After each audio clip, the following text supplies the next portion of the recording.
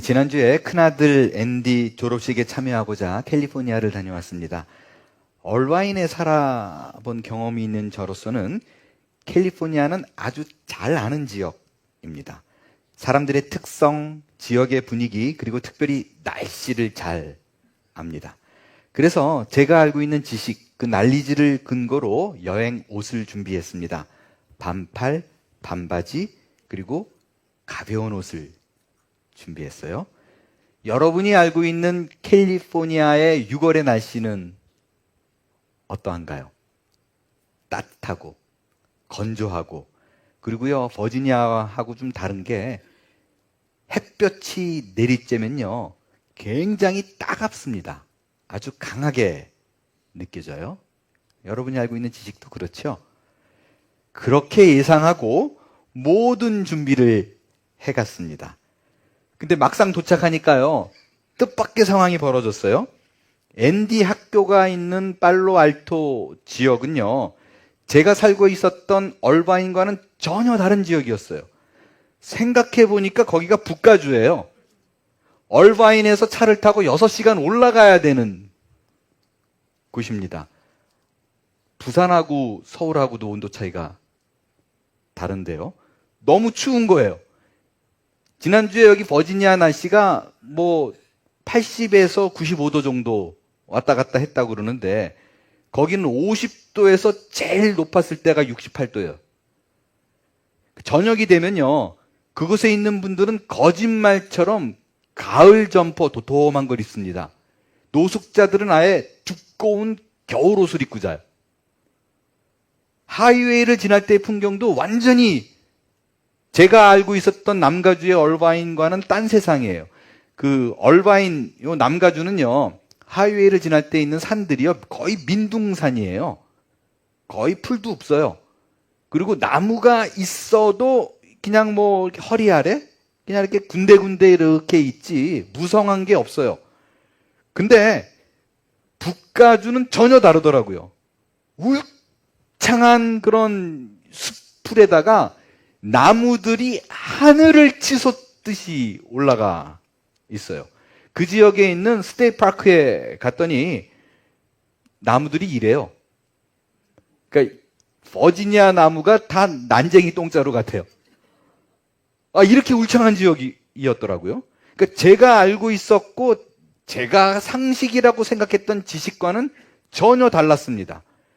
다행히 거짓말처럼 졸업식 날 그날 하루가요 특별하게 하나님이 은혜를 주셔서 따끈따끈했어요. 날이 따뜻해가지고 준비해 간 옷이 전혀 어색하지 않게 졸업식에 참여할 수 있었습니다.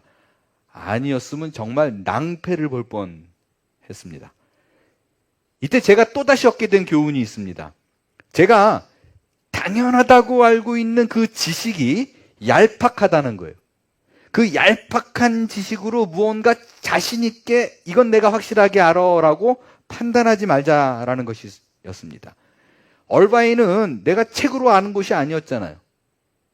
경험해봐서 아는 것이었어요. 그래서 누구보다도 자신 있게 캘리포니아에 대해서 안다라고 얘기했는데 제가 알고 있는 캘리포니아는 부분에만 불과했습니다.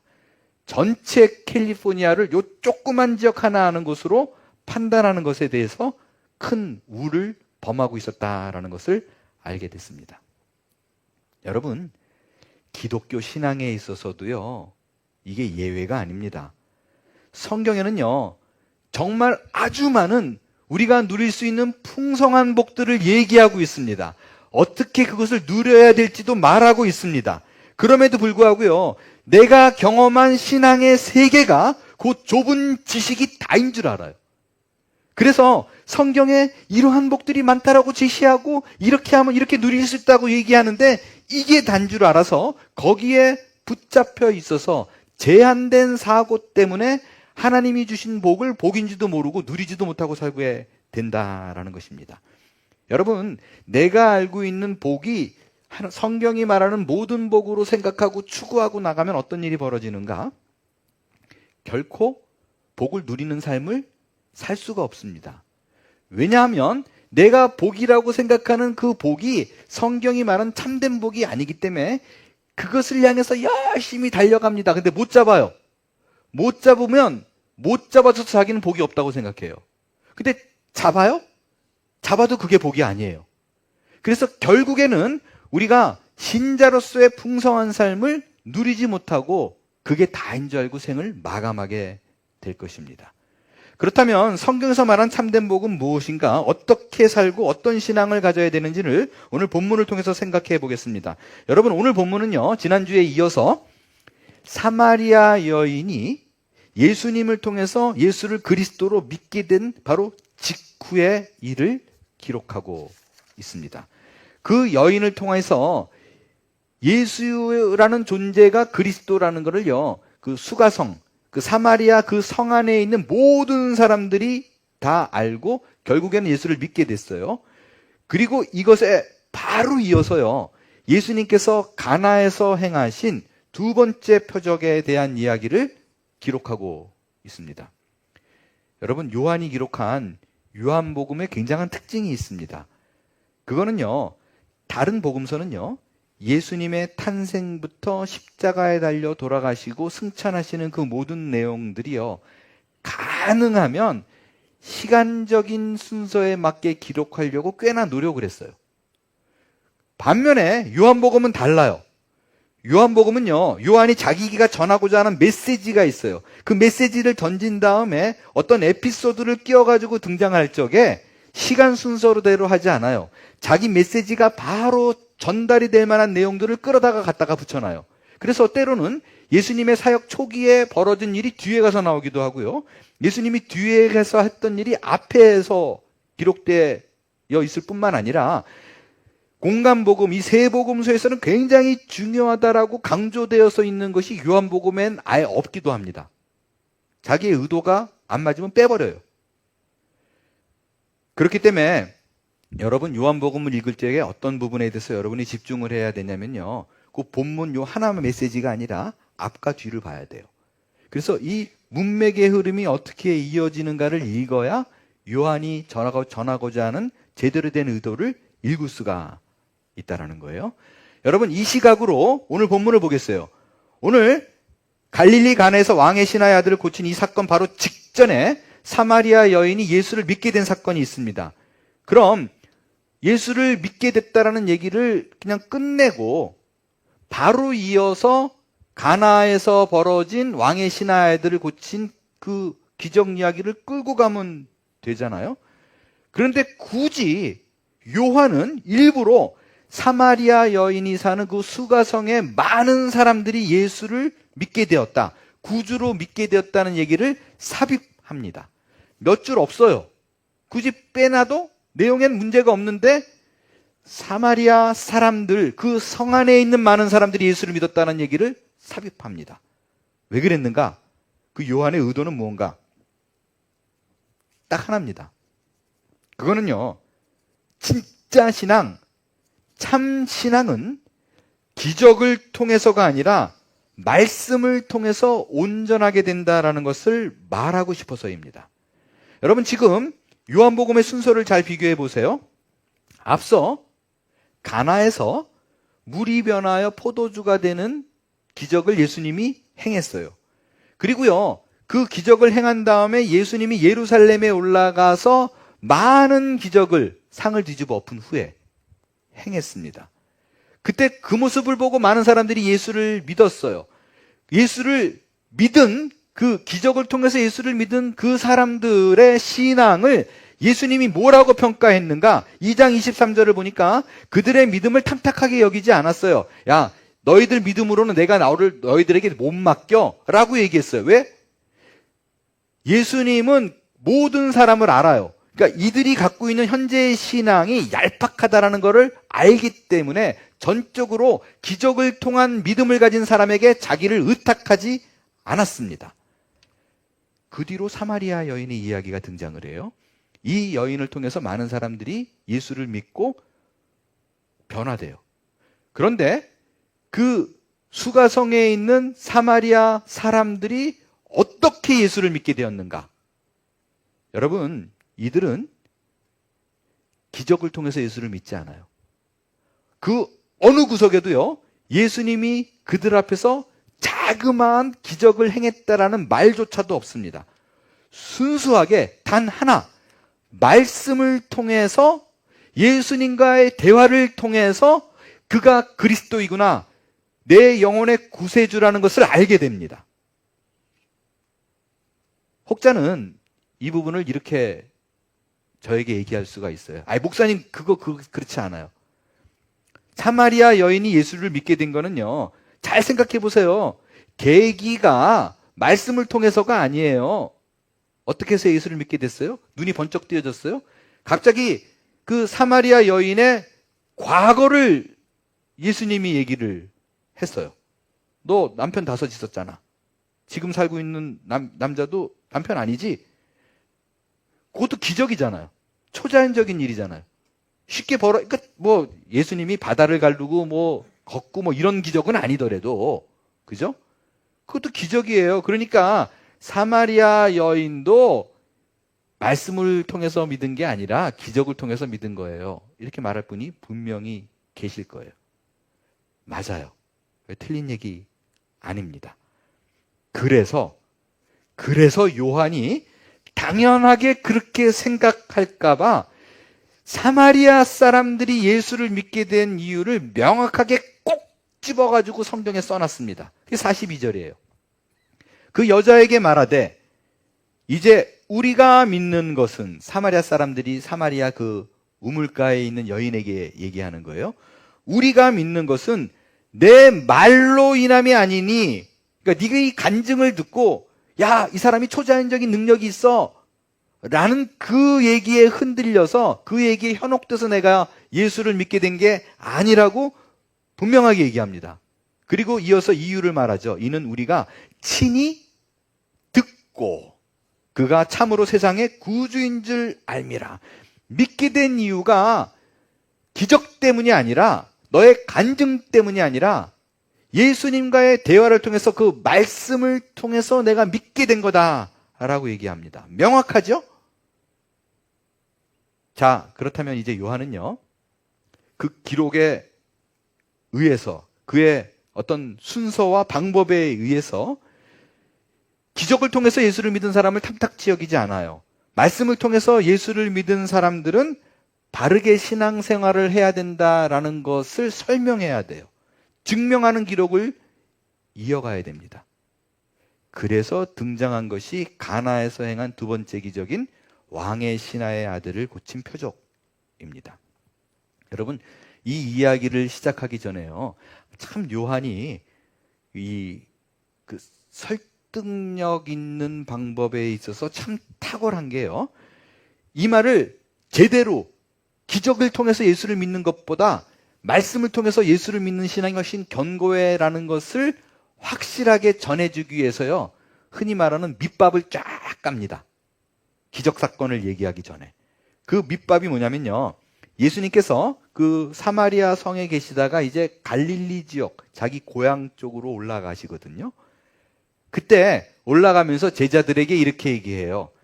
선지자가 고향에서는 존경받지 못해, 높임받지 못해 라고 얘기합니다. 왜 이런 말을 했는가?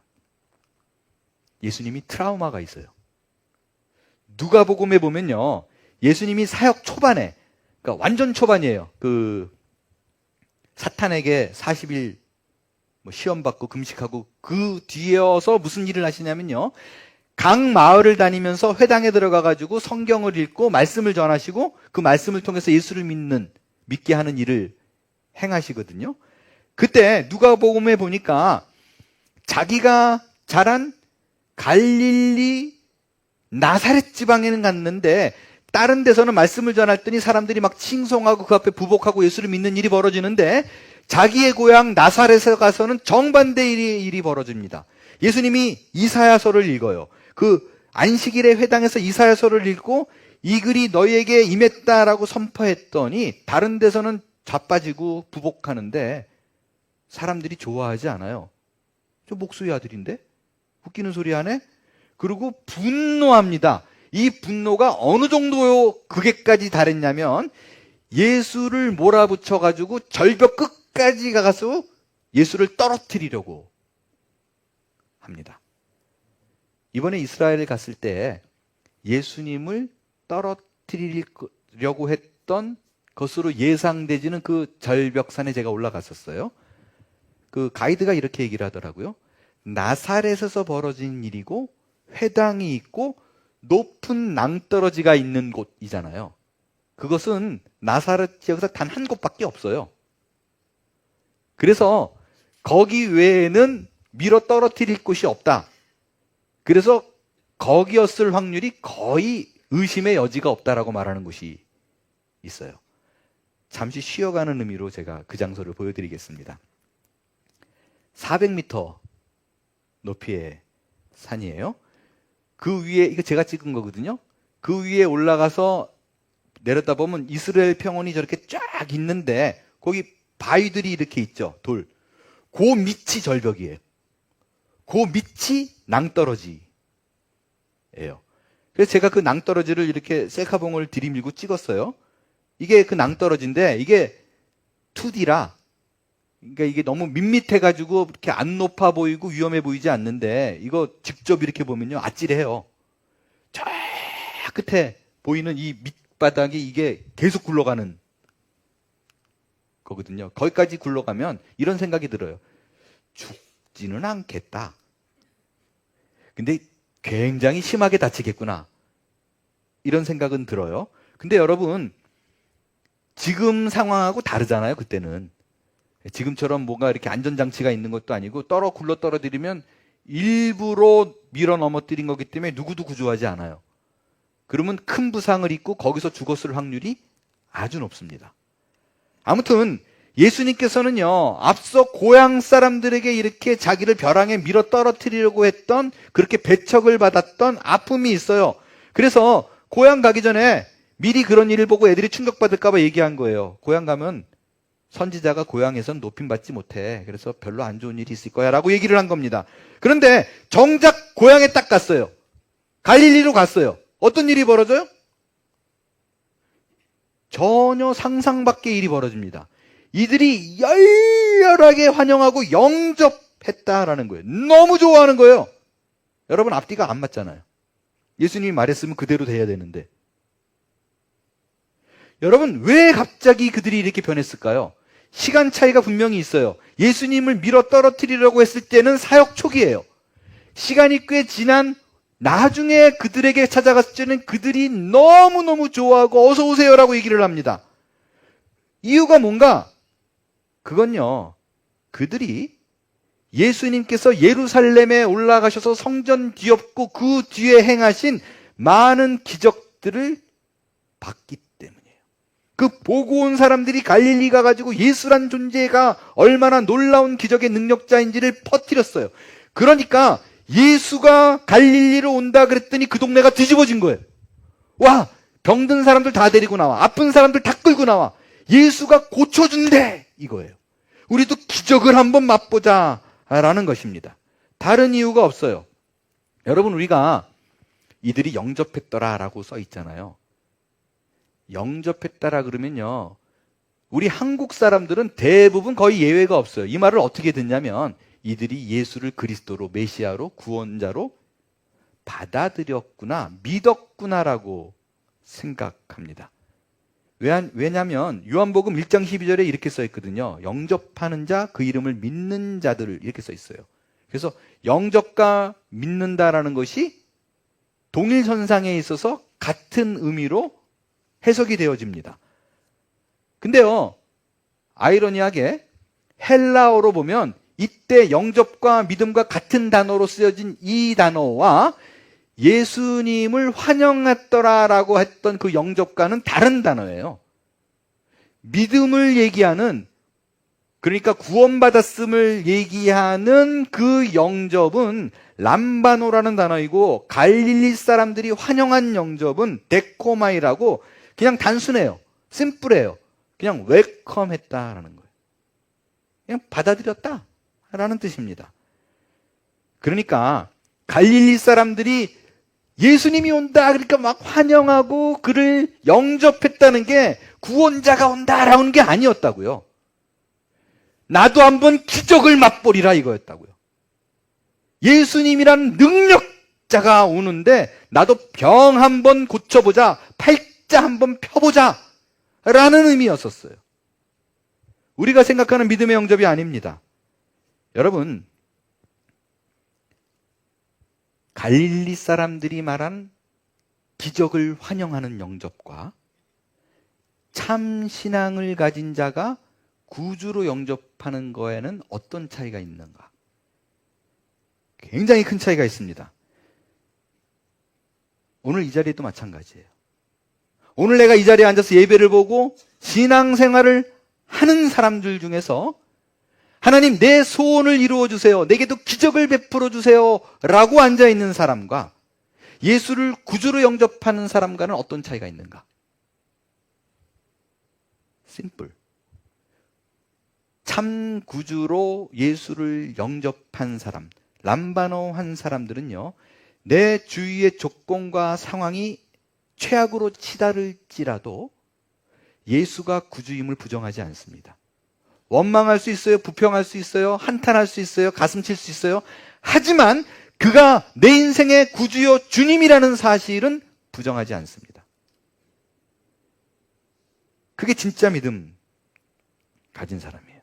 여러분, 그 당시에 예수를 쫓았던 사람들, 예수님을 구주로 영접하고 따랐던 사람들 상황에서 벌어질 수 있는 최악의 조건이 뭘까요? 아, 이건 말도 안 돼 라고 생각되는 거. 그건요, 자기가 따르던 대상이 없어지는 거예요. 사라지는 거예요. 죽는 거예요. 근데 실제로 그 일이 벌어졌어요. 이때 내가 믿고 따랐던 그 예수가 없어졌을 때, 황당할 때, 그때 진짜 믿음을 가진 사람과 가짜 믿음을 가진 사람을 보여주는 태도는 확연하게 다릅니다. 보세요. 진짜 믿음이었던 니고데모와 백부장을 한번 보겠어요. 니고데모는 예수님이 죽었어요. 자기가 따르던 자가 없어졌어요. 그때 어떻게 했어요?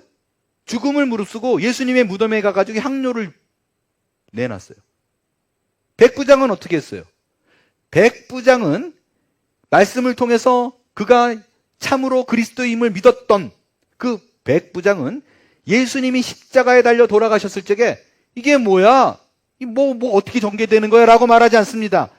최악의 상황, 가장 그 극단적 절망이 찾아왔을 때 오히려 그는 하나님께 영광을 돌리고 이 사람은 정령 의인이었다라고 스스로 컨펌했어요. 확인했습니다. 반면 갈릴리 사람들은 어떻게 했어요? 자기에게 기적을 베풀어주고 호의를 베풀어줬던, 소원을 들어줬던 그 예수가 십자가에 달리자 그 어느 누구도 예수님 편에 선 자가 없었어요. 오히려 다 예수를 십자가에 못 박아야 된다라고 얘기했습니다. 그가 나에게 더 이상 어떤 편의를 제공해 주지 않아요. 그가 나에게 있어서 유용하지 않아요. 그가 나에게 있어서 필요를 채우지 못해요. 그러면 바로 살해자로 바뀝니다. 여러분, 지금 이 이야기는요, 우리에게 시사하는 바가 굉장히 큽니다. 여러분은 지금 어느 쪽에 서 있다고 생각하세요? 여러분이 갖고 있는 신앙은 어느 쪽이라고 생각합니까? 정말 진심으로 여러분에게 묻고 싶어요. 여러분은 여러분의 유익으로 인해서 예수를 환영하는 자입니까? 아니면 구주이기 때문에 내 조건과 상황에 상관없이 그분을 영접한 자들입니까? 잘 판단이 안 돼요? 내가 헷갈리는데. 판단을 돕기 위해서 극단적인 예를 들어보겠습니다. 여러분이 지금 굉장히 가슴 답답하고 갈급한 기도 제목들을 갖고 있어요. 그래서 하나님 앞에 오랫동안 꾸준히 많은 시간을 공들여 기도합니다. 근데 응답이 없어요. 1년이 지나요? 2년이 지나요? 그럼 어떤 생각이 들어요? 하나님의 뜻에 합당한 기도가 아니구나 라고 생각해서 기도를 바꿀 거예요. 근데 그것도 응답이 없어요. 그럼 어떤 생각이 들어요? 어쩌란 말이냐 하잖아요. 어쩌란 말이냐. 근데 더 아이러니한 건 교회에서 사람들마다 와가지고 간증하는데 하나님이 내 기도를 들어주시고 이런 소리예요. 시험에 들어요. 그런 일이 여러분의 삶에 벌어진다면 여러분 어떻게 하시겠어요? 만약에 이 질문에 그건 좀 아니다. 그건 좀 아니다. 만약에 내 소원도 안 들어지고 내 기도에 반응이 없다면 굳이 못하러 예수를 믿어야 되나? 라는 생각이 든다면 여러분은 예수를 믿는 사람이 아닙니다. 예수님의 능력을 믿는 사람입니다.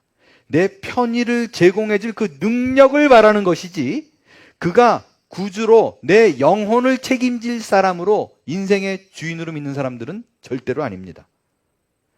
그러면 예수를 믿는다는 건 뭔가? 예수를 믿었더니 내 돌밭이었던 내 인생길이 걸음밭으로 바뀌더라. 돌길이 비단길이 되더라 라는 것이 아닙니다. 진짜 신앙이란 이거예요. 기도의 응답도 없고 내 인생의 가장 극단적인 상황이 끊임없이 찾아올지라도 이걸 믿는 거예요. 내 조건과 상황과 성격에 맞춰서 하나님이 나를 최선의 방향으로 인도한다라고 믿는 것입니다. 그 누구와도 비교하지 않는 것입니다. 그래서 당당하게 흔들림 없이 주께서 명하신 그 말씀의 길을 꾸준히 뚜벅뚜벅 걸어가는 것을 진짜 믿음을 가진 자라고 얘기합니다. 여러분, 기적을 추구하고요, 초자연적인 능력을 계속 구하는 그 신앙이 왜 위험한가? 여러분, 내 인생에 기적을 보여주고 부족한 걸 채워주고 이거는요, 굳이 예수님이 아니어도 돼요. 다른 마술사들도 다 할 수 있어요. 모세가 바로 앞에서 지팡이 던져가지고 뱀으로 바꿨어요. 얼마나 놀라워요. 근데 옆에 마술사들이 그 뭐야? 자기 지팡이 던져가지고 마술사들도 지팡이를 뱀으로 바꿨습니다. 똑같이 할 수 있어요. 예수님도요, 그러니까 적그리스도, 거짓 그리스도와 거짓 선지자들이 할 수 있는 일이 이적과 기사래요. 똑같습니다. 가짜 목사도 하나님의 이름을 빙자해서 이들에게 이적을 베풀어 가지고 얼마든지 악한 쪽으로 끌고 갈 수 있습니다. 그래서요, 기적을 보고 쫓아다니는 신앙만큼 위험한 건 없습니다. 여러 번 반복해서 말씀을 드립니다. 미래를 예언하고 이빨을 금이빨로 바꾸고 손에 땀방울이 금가루로 변하고 놀랍죠? 대단한 일임은 분명합니다. 그러나 이런 기적들이 절대로 우리의 신앙을 견고하게 만들지 않습니다. 이런 것을 통해서는 진짜 믿음이 생기지 않습니다. 여러분, 기독교 신앙에도 초자연적인 일이 일어납니다. 이거를 여러분이 구하지 말라는 것도 아니에요. 우리에겐 기적이 필요합니다.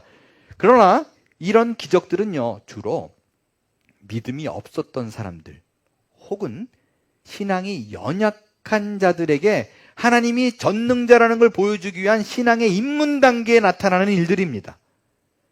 예수를 믿은 지 수년이 지났음에도 불구하고 계속해서 기도하면 다 이루어져, 이런 걸 추구하고 바라는 것을 진짜 신앙으로 여긴다면, 내가 기도할 때마다 초자연적인 기적이 벌어나라는 것을 건강한 신앙으로 여긴다면, 가짜 믿음으로 살면서 나는 건강해라고 생각하는 사람과 전혀 다를 것이 없게 될 거예요. 요한은 지속적으로 이걸 강조합니다. 그래서요, 그러니까 예수님이 3년 동안 수많은 기적을 일으켰지만 딱 7개만 뽑았어요. 그리고 그것을 표적이라고 소개하고 두 번째 표적이 오늘 본문입니다. 그렇다면 여러분, 오늘 이 본문을 통해서 우리가 반드시 캐내고 알아야 될 사실이 있습니다. 대부분 이 본문을 가지고요, 이런 간절함의 응답, 그 왕의 신하가 얼마나 간절한 마음 갖고 예수님을 붙들었느냐, 그러면 하나님이 원격의 거리더라도 먼 거리라도 응답해 주신다, 뭐 이런 것도 맞아요. 대부분 그 설교라고 그칩니다. 그거는요, 요한이 간절한 마음으로 전하고자 하는 그 핵심적인 거는 쏙 빼놓고 피상적인 것만 전한 거예요. 말씀드린 대로요, 표적은 사인입니다. 사인은 지표예요. 가리키는 거예요. 무언가 있다고 얘기하는 거예요. 예수가 그리스도라고 끊임없이 말하는 그 표적이라고요. 앞서 우리는요, 첫 번째 표적이 물이 변화의 포도주가 되는 거였었어요. 이 사건을 통해서 요한이 전하고자 전하는 핵심적인 메시지는요, 심판을 대변하는 물, 그리스도의 보혈을 대변하는 포도주, 물이 변화의 포도주가 됐다. 우리에게 닥쳐올 그 재앙과 우리의 공고한 상황을 예수 그리스도의 보혈의 피, 그 죽음으로 말미암아 포도주로 변하게 되는 그 재앙이 우리에게 저주가 축복으로 바뀌게 될 것을 얘기해 준 거였어요. 그게 핵심적인 메시지고 첫 번째 표적이에요. 그렇다면 이 두 번째 표적, 이건 뭐를 의미하는가? 죽어가는 아들을 살린 거, 무엇을 의미하는가? 여러분, 그 첫 번째 표적이 예수님의 대속의 죽음을 얘기하는 것이라면 두 번째 이야기는 죽은 후에 예수님이 다시 살게 될 부활을 얘기합니다. 그 약속을 담아내는 이야기예요. 이 이야기는 예수님이 첫 번째 표적을 행했던 가나에서 벌어진 일입니다. 여러분, 예수님이 가나에서 그러니까 두 번 기적을 행한 거예요. 예수님이 갈릴리 가나에 도착을 했을 때 가버나움에서 왕의 신하가 예수님을 찾아옵니다. 아들을 고쳐달라고. 제가 이번에 이스라엘을 가기 전까지만 해도요, 이 설교를 할 때 항상 뭘 얘기하냐면요, 아주 많은 주석가들하고요, 강해 설교에 굉장히 유명한 목사님들이 뭐라고 설교했냐면, 요 가나와 가버나움 거리가 도보로 by walk 걸어서 4시간 거리다 라고 얘기를 많이 해요. 그래서 저도 당연하게 그렇게 설교를 했었어요. 알고 보니까 제가 지금까지 거짓말을 했더라고요. 이번에 가서 보니까요, 가나에서 가버나움 가는데요, 차로 30분이에요. 25마일인가? 22마일. 절대로 4시간 안에 못 갑니다. 슈퍼맨이 아닌 이상. 구글로 제가 찍어봤죠? 그랬더니 8시간이에요. 8시간. 이게 8시간이 구글에서 말하는 건 쉬지 않고 가는 거잖아요. 우리 중에 8시간 쉬지 않고 걸을 분들 몇 명 없잖아요. 그리고 지금처럼 도로가 잘 돼 있는 거 아니잖아요. 그러니까 분명히 쉬었다 가고 힘들어가 못 가겠다고 뭐 이러면 적어도 10시간 아니면 12시간이에요. 그 거리를 찾아온 거예요. 예수님을 만나러. 이 왕의 신하라고 그러잖아요. 그럼 헤롯 왕의 신하예요. 헤롯 왕, 그 어마무시한 권력을 가진 자가 목수 예수를 찾아옵니다. 뭘 의미해요? 절박하다는 거예요. 절박하다는 거. 아들이 죽게 됐으니까. 와서 무언가를 요청해요. 그것은요, 예수님 보고 가나에 와서 예수님 나랑 같이 가버나움에 같이 가죠. 그 12시간을 걸어가자는 거예요. 아들이 죽게 되니까 고쳐달라는 거예요. 제발 죽기 전에 와달라고 요청을 합니다. 그 말을 듣고요, 예수님이, 야, 봐라. 이렇게 나를 능력자로 인정하는 사람이 다 있다라고 말하지 않았어요. 그 얘기를 듣고 바로 뭐라고 반응해요? 야, 해도 너무한다. 아니, 도무지 표적과 기사가 없으면 믿지를 못하네. 이러고 얘기했어요. 여러분, 이거 칭찬이에요? 책망이에요? 책망이죠? 여러분, 이걸 주목해서 아주 외우세요. 너무너무 우리 신앙의 기초가 되는 얘기예요. 이 말은 뭐예요? 절대로 기적이 신앙의 기초가 돼서는 안 된다는 거예요. 그걸 추구하면 안 된다는 거예요. 예수님께서 그렇게 얘기해요.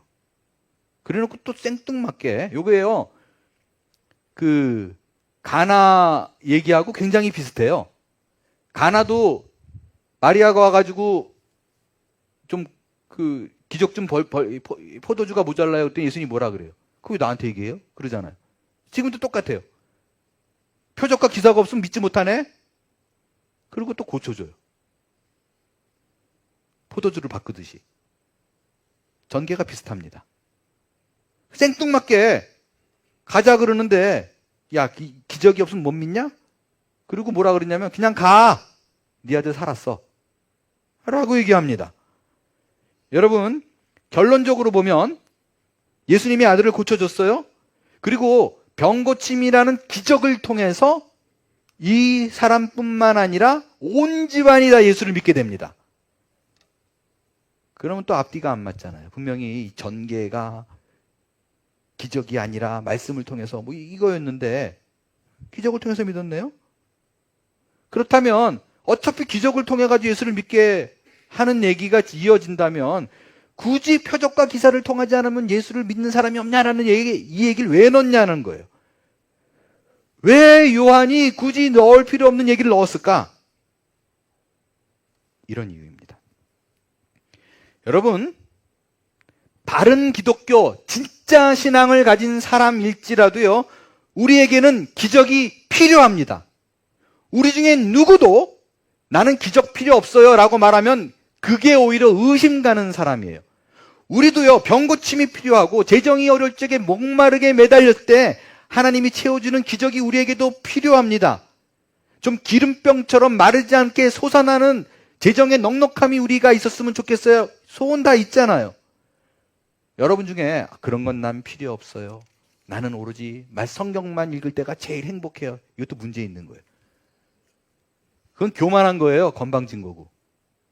때로는 하나님께서 우리의 삶의 공고함을 통해서 하나님께서 우리의 구주이고 함께 계심을 나타내 보여주십니다.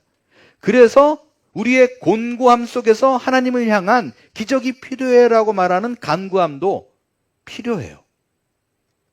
그러나 그게 신앙의 목적이 돼서는 안 된다는 거예요. 왜 목적이 되면 안 되냐?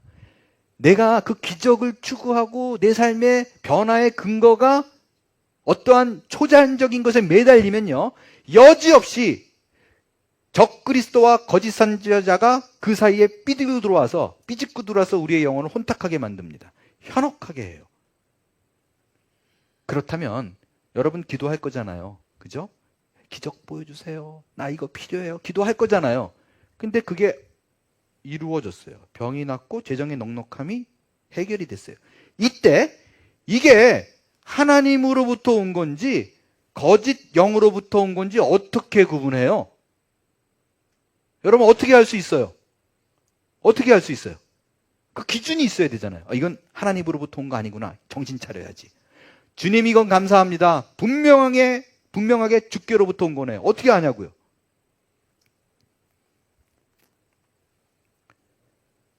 그거는요, 이런 거예요. 간절함이 기준이 돼서는 안 됩니다. 많은 경우에 이 왕의 신하를 예수님께서 귀히 보시고 그 아들의 병을 고쳐줬다라는 것은요, 왕의 신하의 간절함과 지극정성으로 높이 삽니다. 12시간을 걸어와서 예수님께 청탁을 하고, 이 청탁을 한다는 것이 현재 분사예요. 계속 지속적으로 요청했다는 거거든요. 그래서 그렇게 많이 접근합니다. 그게 기준이 돼서는 안 됩니다. 내 삶에 일어나는 기준이 나의 간절함과 나의 어떤 열망과 나의 소원이 목적이 돼서 그것을 기준 삼아 이루어졌다라는 것이 가짜 신앙으로 가는 지름길이에요. 무엇이 기준이 되어야 되는가? 내 삶에 기적이 일어났을 때 이걸 판단하십시오.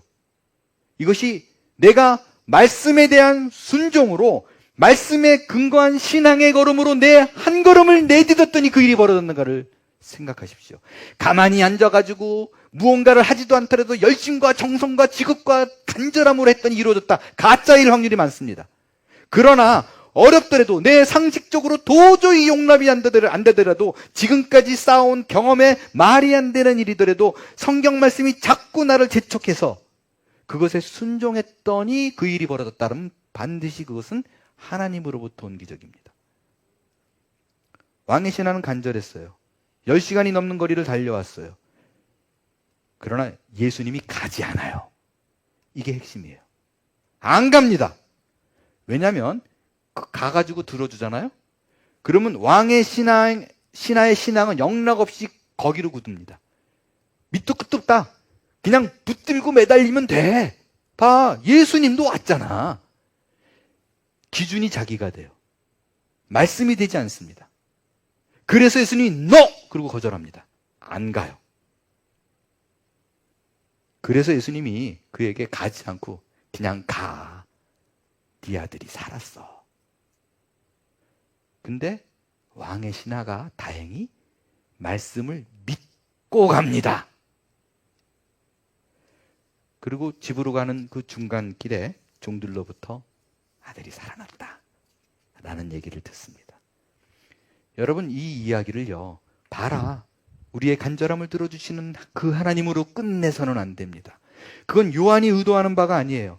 반드시 말씀에 순종하여 그 길을 걸어가는 자만이, 그 한 걸음을 내딛는 자만이 참신앙으로 가게 된다라는 그 요한의 목소리를 놓쳐서는 안 됩니다. 끝으로 이 에피소드를 통해서 진짜 놓아서는 안 될, 미스해서는 안 될 내용을 전하면서 말씀을 마칠 거예요. 말씀을 드렸듯이 이 이야기는 기적이 아니라 표적입니다. 단순한 초자연적인 현상을 말하고자 하는 것이 아니라 이 기적을 통해서 예수가 그리스도시요 나를 위한 대속의 십자가 죽음으로 내 죄가 깨끗게 되었다, 자유함을 입었다는 것을 보여주기 위한 것이 요한의 기록 목적입니다. 그렇기 때문에 성경을 쭉 읽다 보면요, 재밌는 사실을 하나 발견합니다. 왕의 아들이 병들었잖아요. 근데 위중하다라고 얘기하지 않습니다. 죽게 되었다라고 얘기해요. 그리고 그를 고치기 위해서는요, 예수님이 해야 될 게 있어요. 뭐냐면 반드시 죽기 전에 와야 된다고 얘기해요. 계속해서 죽음을 얘기합니다. 이에 대한 예수님의 반응도 재밌습니다. 내가 그를 고쳤다 라고 말하지 않아요. 네 아들이 살았다 라고 얘기합니다. 그 아들의 생명은 내가 주가네 라는 뜻이에요. 왜 요한이 이렇게 기록을 하였는가? 그거는 인간이 두려워하는 죽음마저도 예수님의 손에 달려있다는 것을 확실하게 보여주기 위해서입니다.